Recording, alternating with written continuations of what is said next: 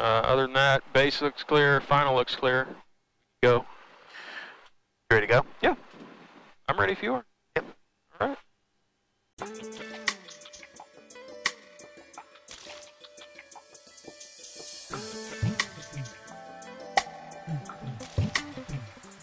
So we got a little bit of a crosswind from the right, so.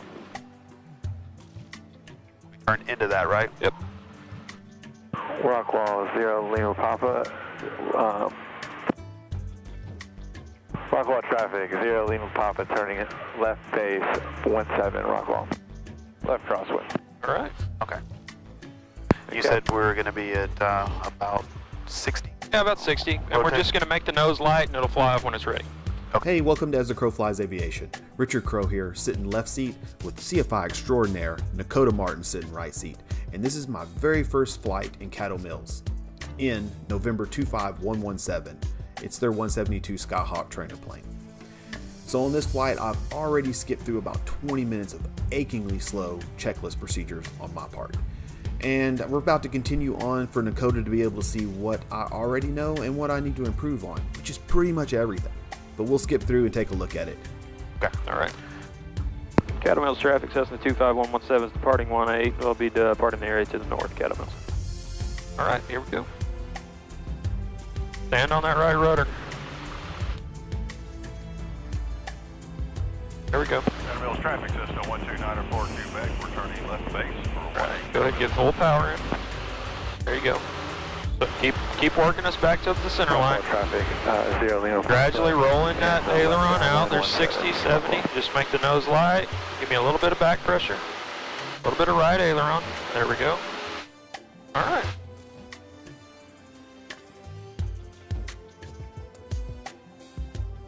Did you like to climb at 90? Yeah, about 90.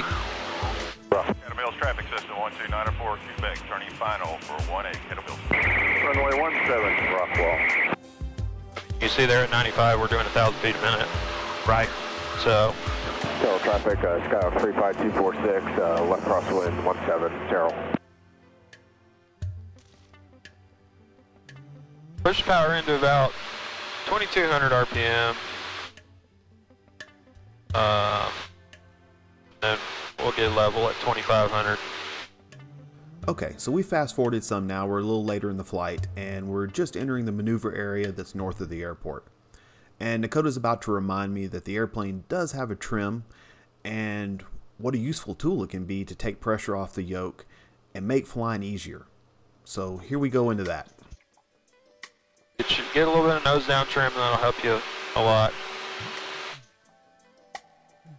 Remember, the trim is honestly one of your biggest helpers in the airplane. Now, if I told you to write your name on the wall, that's real easy, right? Right. Now, if I hang a 75-pound weight from your arm and say, write your name on the wall, not so easy, is it? Correct. Well, use the trim to get rid of all that extra weight. That allows you to be very precise. And really, all you need when you're flying is just pressure. And it's much easier to be precise with your pressure if you're not already fighting it. You know what I'm saying? Roger that. And if you know, when I fly the airplane, any airplane, I'm doing this the whole time. And you don't have a death grip on it, but I'm constantly letting go of the yoke just to see what it's doing? Yeah. Make sure it's trimmed like I want it. So. To be honest, this information didn't sink in that day, but it has since then. And when it did click and when it made sense, it has made such a huge difference in how I fly and the ease of flight. Alright, so we'll go ahead and start with a couple clearing turns. Alright, I didn't see anything, did you? I did not see anything. Alright, let's go ahead and start with a couple steep turns in. You can go left or right, whichever you prefer first. Okay.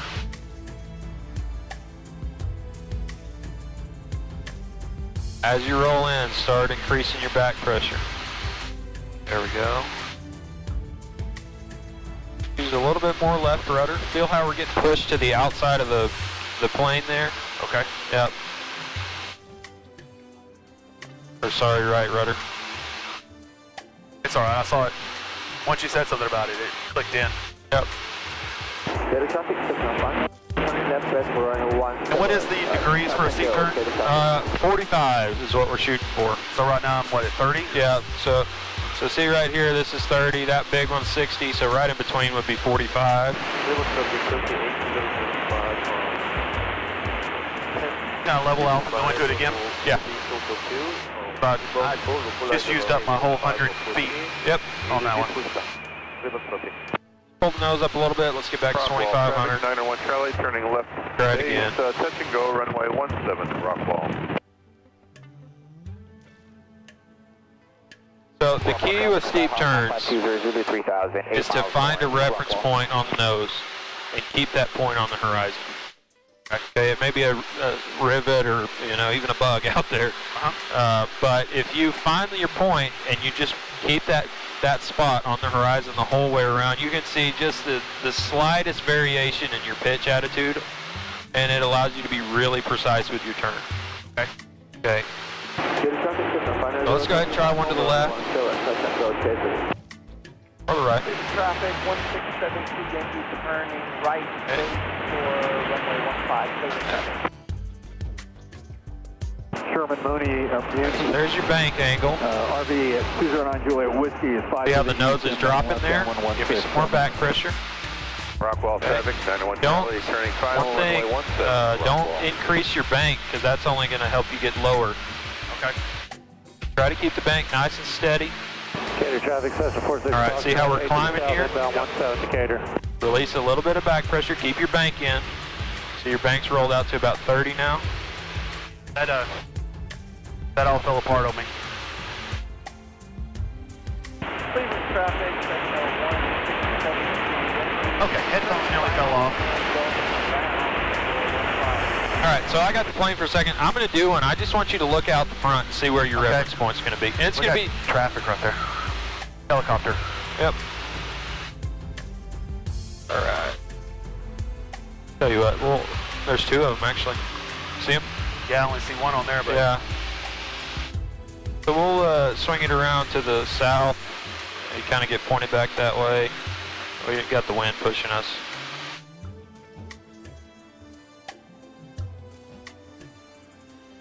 Like, so for me, it's this line of rivets in front of me. If I keep that on the horizon, we're going to be right about on the money. And it's different going each direction. Sure. Just because you're on a different side of the airplane. So we'll do into the left and see what we can come up with here. So I know the nose is going to be below the horizon, but that's really all I'm looking at.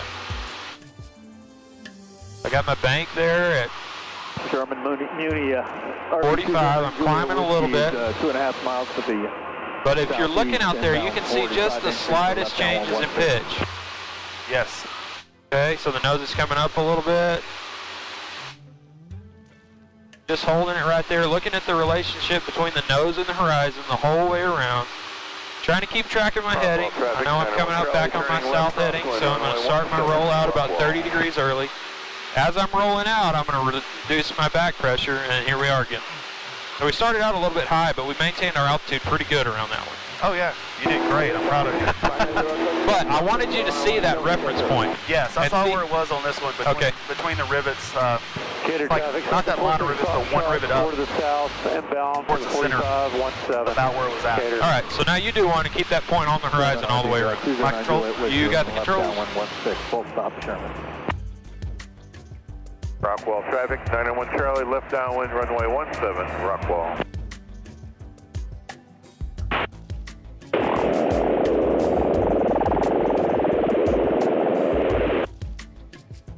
All right, so see how the nose is low? Yeah, well I started dipping, and actually I was looking at my, what my out angle was. Yep. Lost the nose when I did that.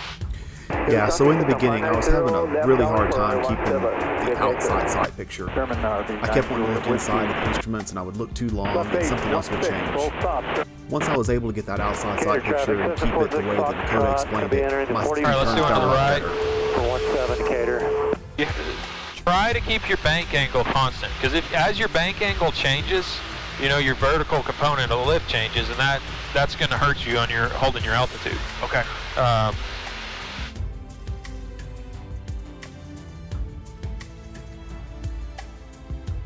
See the nose coming up a little bit there. Okay, holding the bank steady. Alright, we're about 60 degrees there. Okay, there's 45. Get the nose back up to where it needs to be. Oh, man. You having fun yet? Yeah, I'm a little stiff right now. Yeah. Alright, so we're coming up on our altitude. Reduce a little bit of your back pressure. Keep the bank. And I lost my bank at that. Keep the bank. So you really need to lead your rollout only by 30 degrees. So you want to keep the bank at 45 degrees all the way around until you're right back at that, 30 degrees off of your original heading. Gotcha. All right, let's try one more each direction. Okay. As you roll in, start slowly increasing your back pressure. Don't let the nose dip. Okay. So there's your bank. Start pulling back. Now, with the steep turn, keep your bank steady. You're rolling in a little bit. Give it a little bit of right aileron to correct your bank. Okay, see how the bank's still rolling in? So I'm still getting more and more bank. Yep.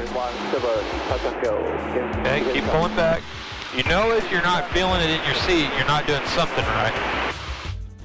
Okay, there's your 30 degrees, so start your rollout real nice and smooth. As you roll out, reduce that back pressure. There you go, much better. As you get to about 45 degrees, the airplane wants to keep banking over. So you gotta keep a little bit of opposite aileron to hold your bank steady there. Okay. Okay, so let's do one more to the right.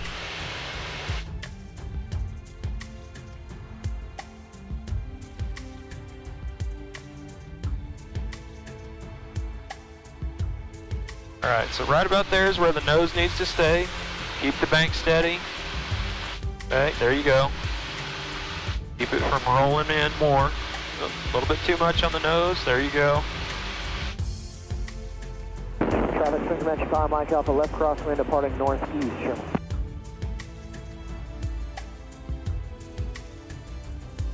So you're coming up on 30 degrees. Reduce that back pressure. There you go. Real nice job. See how that was much smoother? Better. Yes. That one did feel better. And if you figure out exactly what that reference point is, you can see just the slightest change in pitch. Okay. And that really helps you to be precise in the steep turns. So. Okay, so I'm gonna go ahead and stop this video here after the steep turn practice. I want to try to keep these videos short and just kind of show you what it was like for me the first time going through some of this stuff. Maybe you'll remember back to those days if you're a long-time pilot. If you're just starting out or about to start, then hopefully this will help you kind of see what I went through and the struggles that I faced and what I've overcome. Anyway, if you haven't already, please like this video. If you liked it, please subscribe if you haven't. Thanks for flying with me. We'll see you next time.